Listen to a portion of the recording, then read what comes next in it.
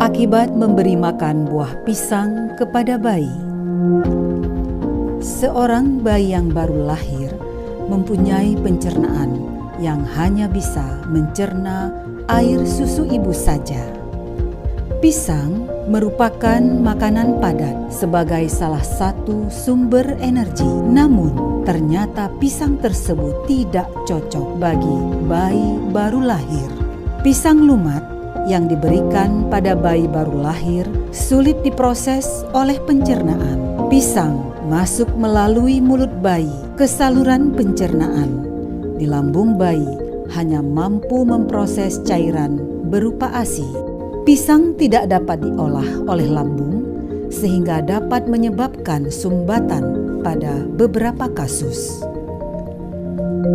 Di lambung, bayi hanya mampu memproses cairan berupa ASI. Lambung bayi tidak dapat memproses pisang.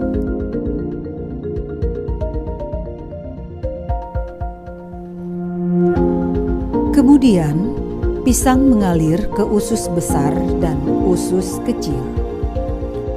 Hasil penelitian menunjukkan bahwa 25% bayi mengalami susah buang air besar dan lebih dari 15% mengalami diare akibat pemberian makanan tambahan di bawah usia kurang 6 bulan. Ancaman gangguan kesehatan yang mungkin terjadi adalah sebagai berikut.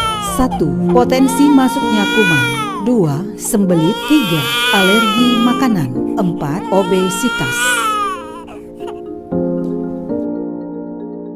Kapasitas lambung bayi baru lahir hanya sebesar 5-7 ml setiap kali minum. Ukuran lambungnya seukuran kelereng dan dinding lambungnya tidak bisa melar untuk menampung lebih banyak cairan. Hari ketiga, kapasitas lambung bayi meningkat menjadi sekitar 22-27 ml. Ukuran lambung menjadi seukuran bola bekel atau seukuran kepalan tangan bayi. Hari ketujuh, ukuran lambung bayi seukuran bola pimpong. Kapasitas lambung bayi 45-60 ml setiap kali menyusui. Dan hari ke-10, lambung seukuran telur ayam besar dengan kapasitas 60-81 ml sekali menyusui.